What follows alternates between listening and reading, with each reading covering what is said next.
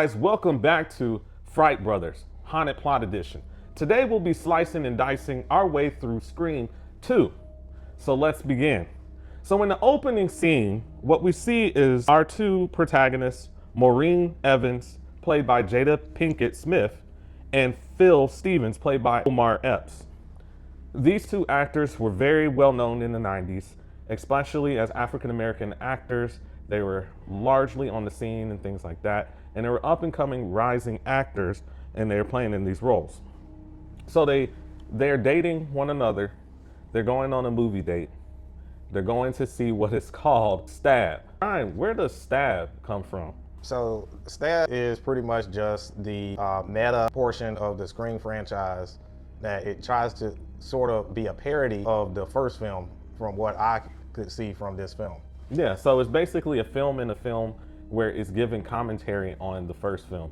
So when you think of Scream and you hear Stab, just know that Stab is its way, Scream's way of referring to itself. So Stab would be Scream 1 in this particular film. So they're going to see Stab, and they're at the movie theaters talking about the state of movies, especially with horror movies, how African Americans may not get a certain depiction in horror movies and things like that. The horror genre is historical for excluding the African American element. Well, how you get your PhD in black cinema, Sister Soldier? So it leads us to commentary on that. And so they get their tickets, they walk in, and then they go inside the movie theater. Ryan, how could you describe the scene of when they walked inside the movie theater? So everybody's dressed up in Ghostface costumes, and then people are, just yelling at the screen while the movie's going on. It's kind of strange because most of the time when you go to the movies, as we all do, you don't see people acting and behaving in the ways that the audience was behaving at this theater. And then the theater is just kind of weird looking. It's got a front portion where you can actually go walk up on it like it's a stage. So that was kind of strange. Just some of the audience's behavior to watching the film, they were just being like loud and noisy and just abnormal. Yeah. So the type of behavior, the vibe that you get from the people that are at the movies is one of at a college football game. I remember when I was a student at the university, major state university, and our team at the time, we weren't that great, but we were still nationally known. And I sat in the student section, and every time, every quarter, they stood up. So the whole entire game, no one sat down in the student section. We stood up for the whole entire game. People were yelling, they were screaming, they were cursing. Some people were drinking alcohol, all kinds of stuff. This kind of reminded me a little bit of that, where you have just a rambunctious group of people who seem to just not stop. And that's actually one of the most annoying things whenever I go to the movies and I hear people just yelling and screaming or talking too much. It's one of my pet peeves. But we'll go ahead and move on. So they go ahead and they take their seats. They have seats in the middle section of the particular movie. They sit down, they start watching the movie, Stab here. So specifically, Stab is based on Gail Weathers' book, The Woodsboro Murders. And it has the actor named Heather Graham, who's playing the role of Casey Becker, who was played by Drew Barrymore in the first film. So we're seeing the first footage of that, the opening there, and then we have our protagonist get up, and so Jada Pinkett Smith's character gets up, Maureen, and she says, hey, to Omar, hey, I need some money. Oh, you have money. I need your money. And so he throws her some money, or puts it in her hand. She leaves out, and then goes and gets some popcorn, drinks, etc. And from there. And then when she comes back, she works her way back to the movie theater. He's on his way out, and he has the ghost face mask on. He scares her, spooks her out a little bit. She gets a little nervous there. It's a little joke. He goes into the bathroom there. He sees other people dressed as Ghostface in the movie in the bathroom.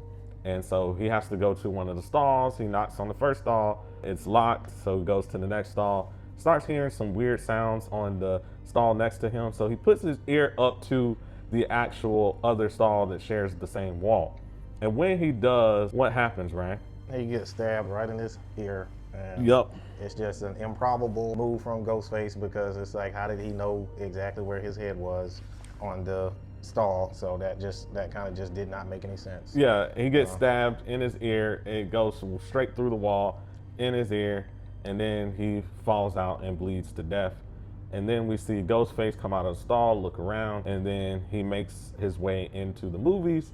But we see him walking with the same type of brown leather coat that Omar Epps had, his character had.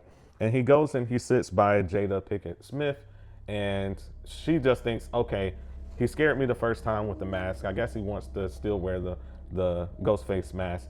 So she's sitting by him. She's just enjoying the movie. He's not really saying anything. She's like, do you want some popcorn or something? Doesn't say anything or pushes it away. And then from there, the scene starts to get really crazy with the opening scene with Casey Becker being stabbed by Ghostface. And then she reaches over to him. And then when she does reach over to him, she pulls her hands back and notices there's blood all over her hands. And she gets really shocked. And then all of a sudden, Ghostface stabs her. He gets up, continues to stab her. She's walking, and then she's been stabbed multiple times. She goes onto the stage where the movie is playing, and she starts standing and stumbling around, and then she lets out this really piercing scream, and then falls out backwards to her demise there. And so that brings us our opening scene there, and then the title card plays. Ryan, what did you think about this opening scene? Did you like it? Was it captivating like the first one? What were your thoughts? No, it wasn't. It wasn't as good as the first film opening scene because it didn't. For some reason, I didn't feel scared or feel for the characters at all during that opening scene. It didn't build up for me to have any type of like a horror vibe. Mm-hmm. So I didn't really think much of it. I actually thought it was kind of funny, to be honest, with the loud banshee yelling that Jada Pinkett Smith.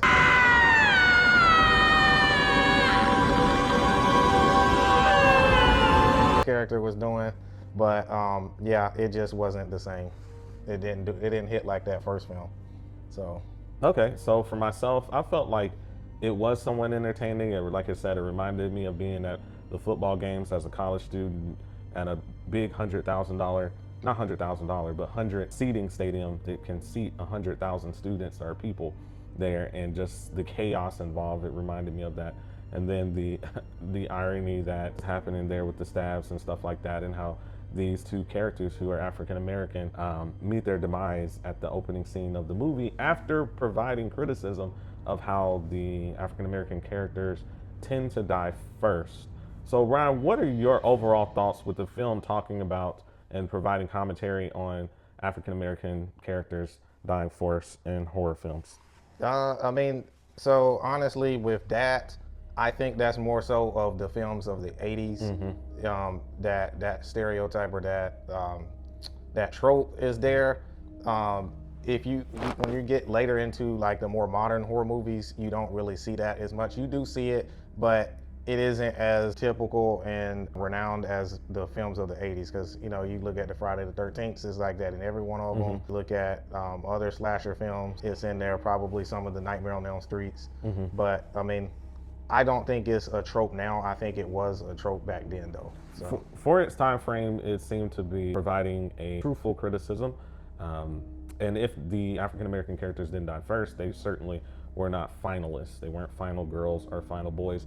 And most or many of the horror films from the 80s and the early 90s and stuff like that, at least that we have seen through reruns and stuff like that. And I still think it can be better. I mean, even in The Barbarian, how you have the homeless man out there and it happens to be, the crazy guy happens to be African American. Come out that house! No way! Come out that house!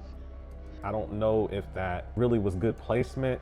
And I've seen several other movies that have done that in recent times, putting the African American as either a homeless person or as the kind of voodoo type spiritual person. I think that trope probably needs to go away from horror.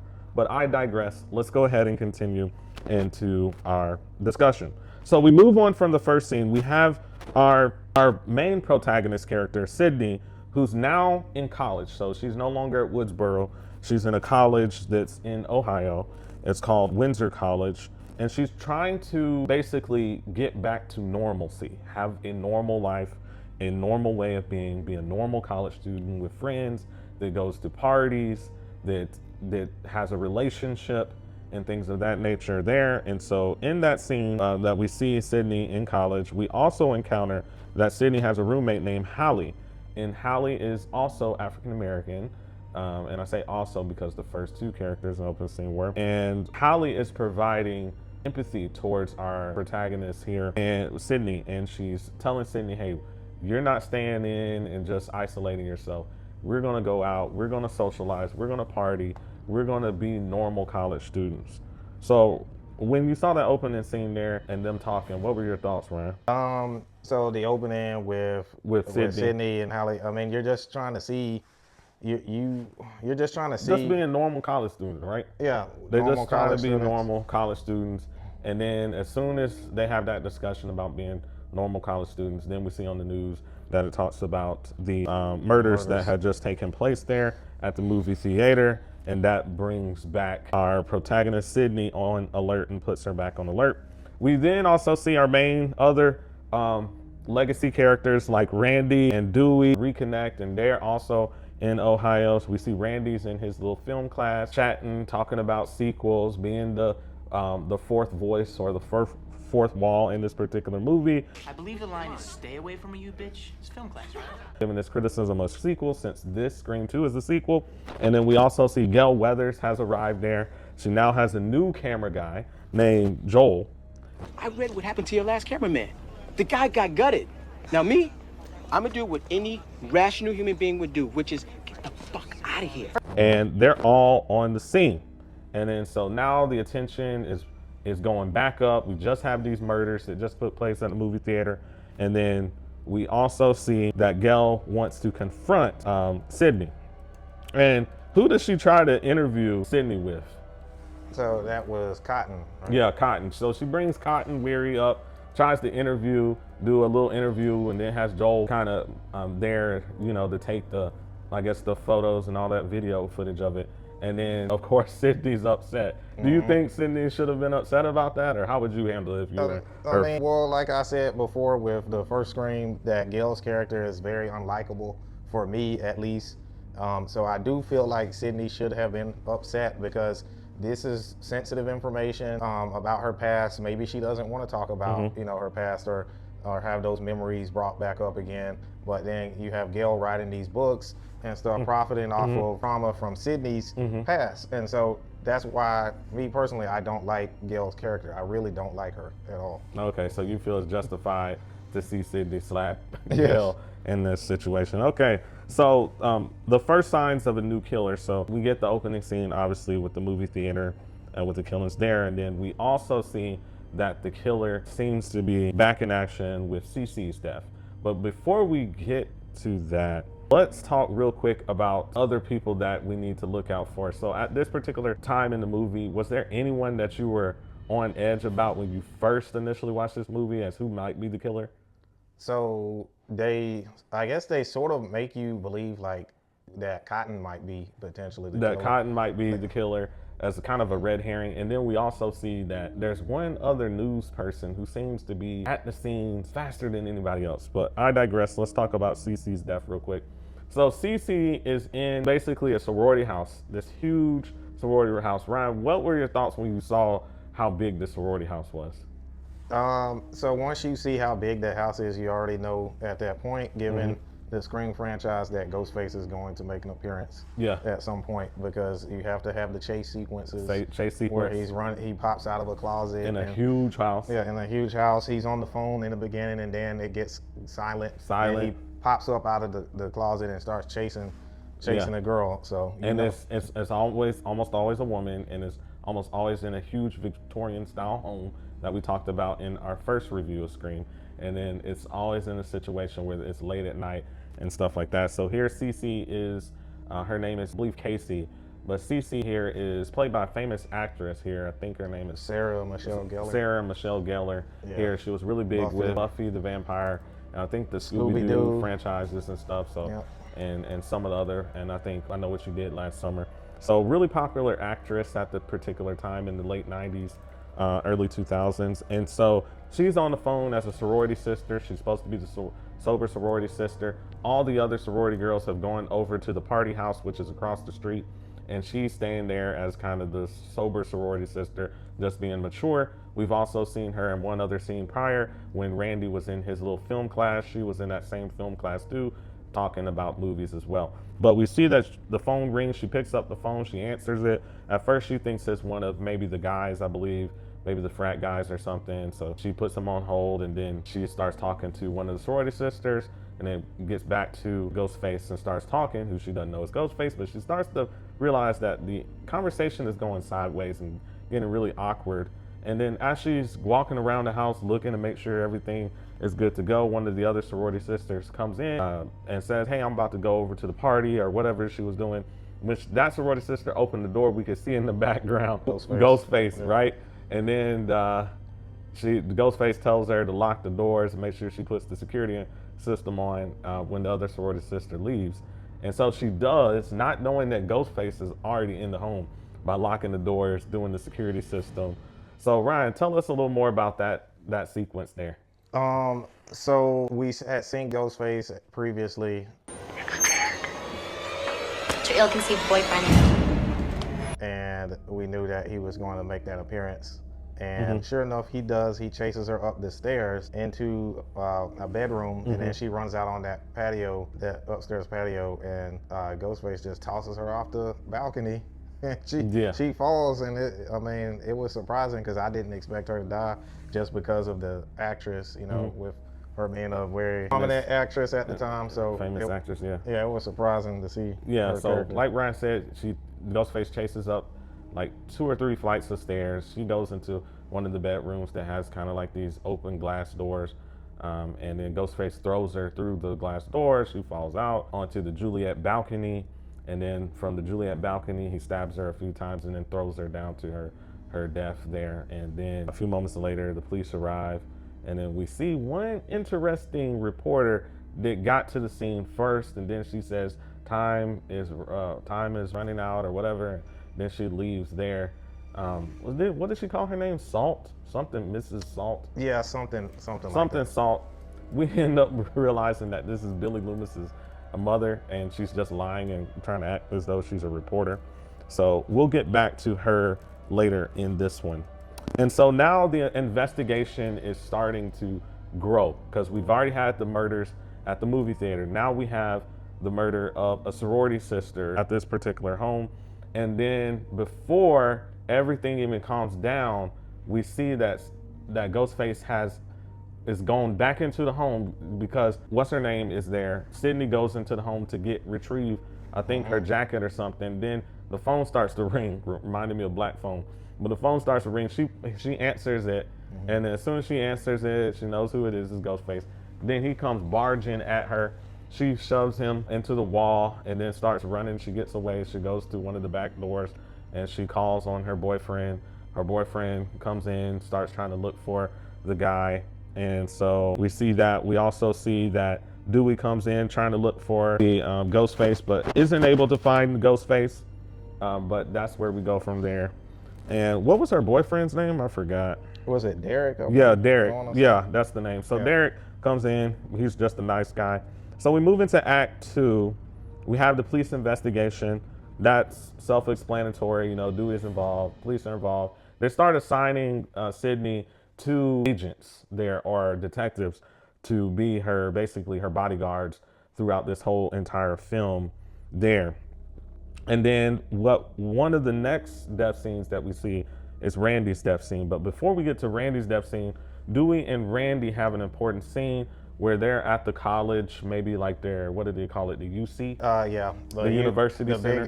Where one of the bigger areas where you can usually get food and stuff at a university. Yeah, if you're a college student or were a college student at some point, you know what the UC is. It's the big, large place at your state college, typically, that you go, you can bookstores, lots of food stores, and etc.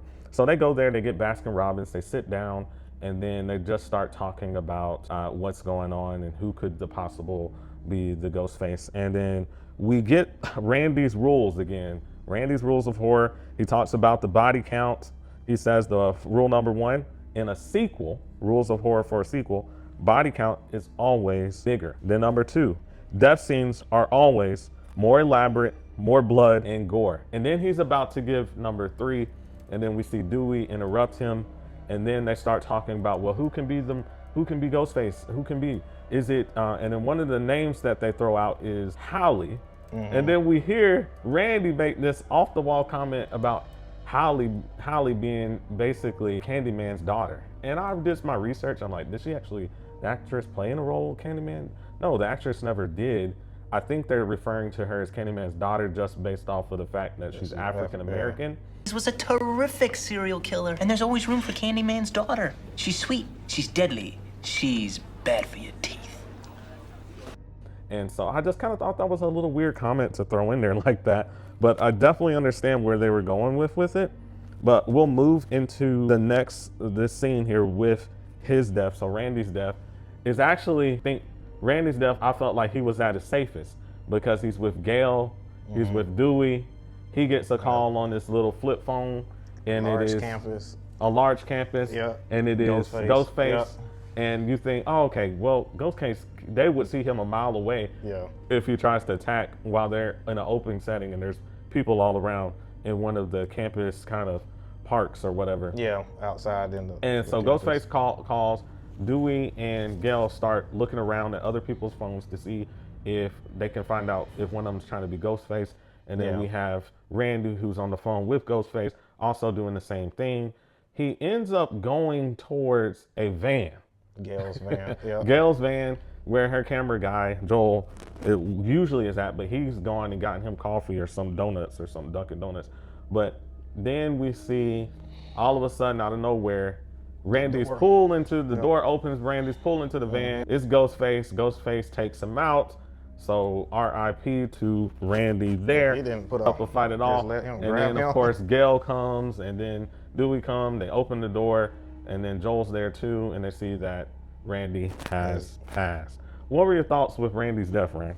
So, I mean, it was creative in my opinion somewhat because they try to make you feel like he's safer because it's daytime. There's so many people outside. He's on the phone, on a cell phone, looking around, and you're like, there's no way this is the safest place, right? Yeah, Ghostface is not coming like in the middle of the broad daylight and gonna kill him. Broad daylight, you're surrounded by all kinds of other college students.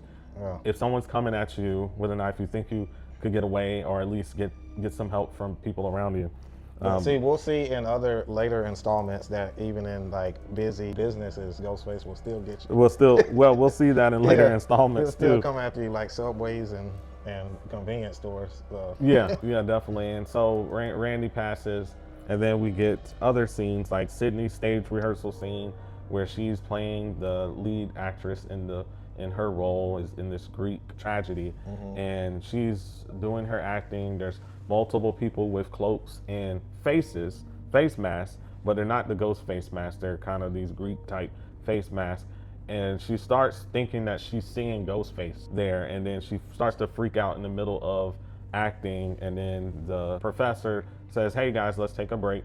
Then she goes to the back. She talks to her boyfriend, Derek, says that they need to go ahead and basically cool off, meaning break up or at least take some time away from each other because she's just reverting back to her old self and what she went through in Scream 1.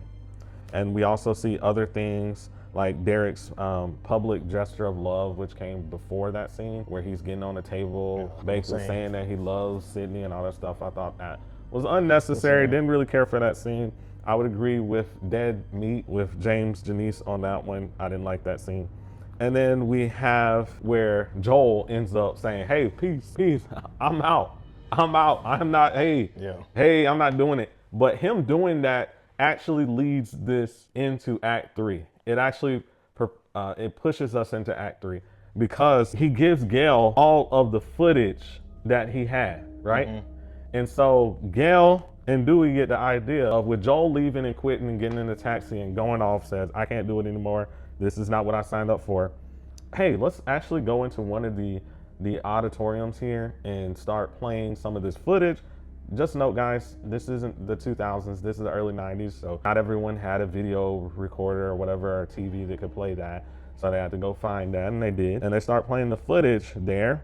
And what happens when they're in there, they start kind of playing the footage, and then it seems like they're about to have an intimate moment. Then Gail stops, and then she's looking at the footage and noticing that the footage seems to be pointing towards someone who was there, who is Ghostface, Ryan. And then we see it pan on them, and then the live footage pan on them standing up in the auditorium, and then they look over and they see who? Ghostface. They see Ghostface in the back. Yep. Dewey runs up there to the back of the auditorium and can't find Ghostface. And then Gail is walking around trying to find Ghostface. She ends up finding him first, and then there's this whole chase sequence where Ghostface is trying to get to Gail and kill her, but she outsmarts him and things like that. But then Dewey comes into the same kind of room that she's in, but she's on one side of the glass wall, he's on the other. And then unfortunately, Ghostface takes out Dewey. We think at that point, maybe Dewey's dead, and that's where we get. So what were your thoughts about that one? So these Scream movies are templated, and they usually have situations where Dewey is put in some type of imminent threat or imminent danger, and he usually ends up being okay. And so I did not watch the Scream movies in chronological order, so I already knew he wasn't going to die at that moment. Yeah, I really like the scene. I think if he actually had a pass in this one, that would actually made it better as far as the moment, but knowing that he does survive kind of takes away. But in the moment, if I was in the 1990s and started seeing this film for the first time, I think I would have thought he had passed on that one. But so I think the scene works. We'll move into Act 3, and this is the unmasking of the killer and revealing who is the actual killer. So we have this car crash scene where we have our protagonist, Sydney, with her friend Hallie. They're being told to leave campus because there was some more threats to her, and one was a threat on the computer in the library. And so they escort her out. Hallie's going with her. They get into one of the detectives' cars, and then the two detectives are in the front, and they're driving off. And then we get the antagonist here, the Ghostface, while they're stopping, stabs the detective that's driving the vehicle, and then takes out the other detective, jumps over the hood of the car, takes out the other detective, we think, and then the other detective jumps onto the car while Ghostface is driving Hallie and Sydney, and then Ghostface runs the other detective into some iron poles or something like that, and that detective passes as well.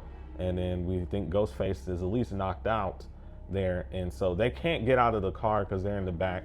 They try to get out of the back. One of the doors is kind of can't be open because there's metal and stuff over there, and so the left side is the only one that could, but they can't open it for some reason, so they have to peel back the cop car type iron stuff that separates the officers from the actual people they arrest.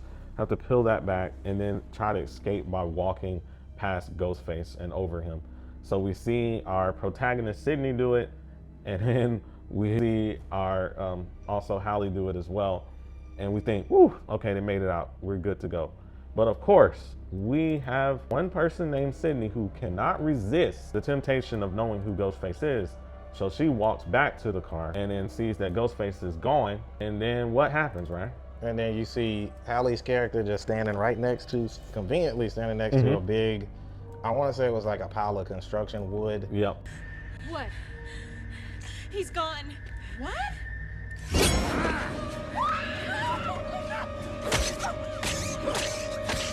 And you know in mind, when you see her standing next to that, you know he's gonna jump out. It's almost a guarantee. I saw that coming a mile away. Mile away. When as soon as I saw Nev Campbell's character say, "Hey, let's go back to the car," I knew they were taking Hallie out. And of course, Ghostface appears, jumps, ambushes Hallie, takes her out. And then the next scene we have is the theater showdown. So this is pretty much our final part of the movie, the final scenes for the movie here. So we go back to the theater where we had Sydney acting in earlier. And then we see that she goes into the movie theater. She sees, I believe, her boyfriend, or ex-boyfriend, whatever you want to call him, Derek.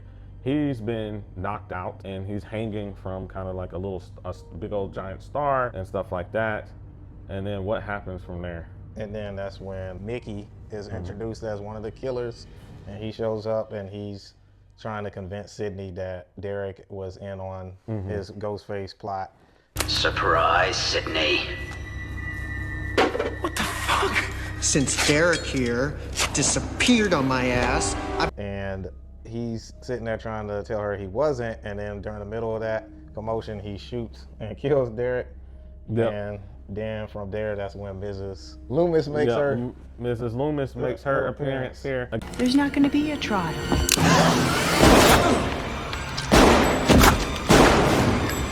Again, she's been playing the reporter who seems to get to the crime scenes quicker than anybody, even the cops get there from earlier portions of the movie, but she calls herself Mrs. Salt, and somehow, some way, Gail didn't recognize that that was Mrs. Loomis of all people.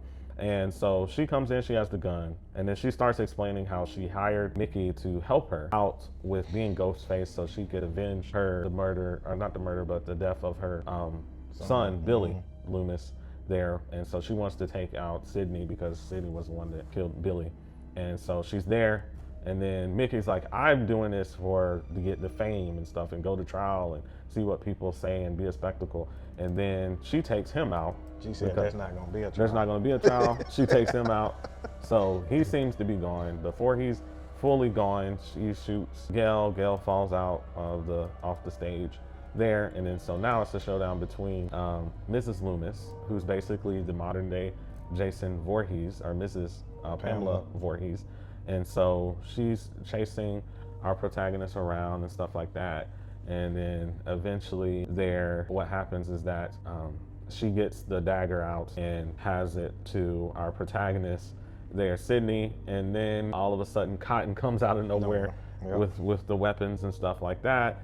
And Mrs. Loomis is like, no, trying to make her case for why he should take out our protagonist, Sydney, because, hey, she was the reason why you were in jail for a year and all this kind of stuff.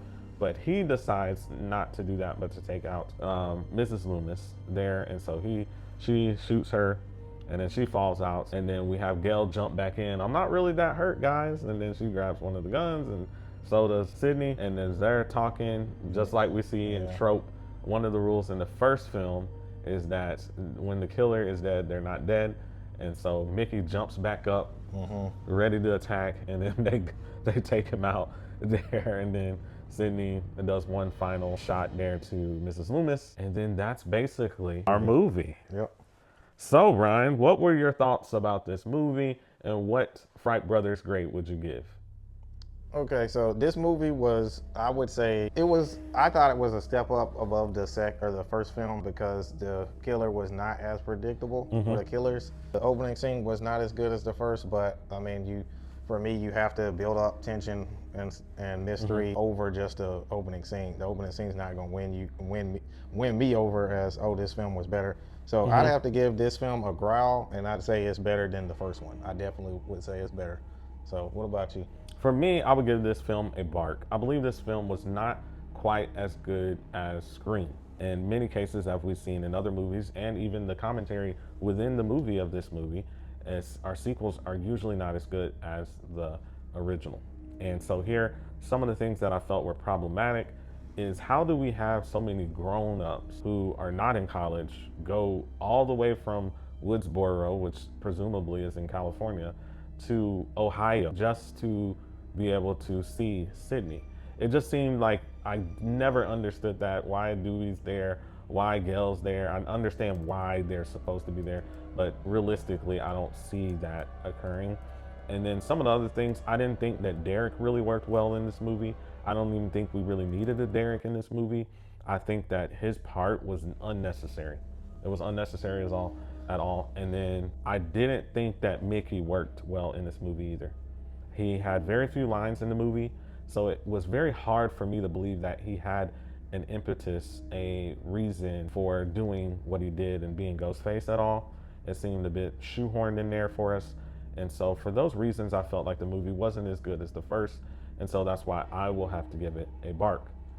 Hey guys, we would love to know your thoughts about this particular movie. So please leave them in the comment section below.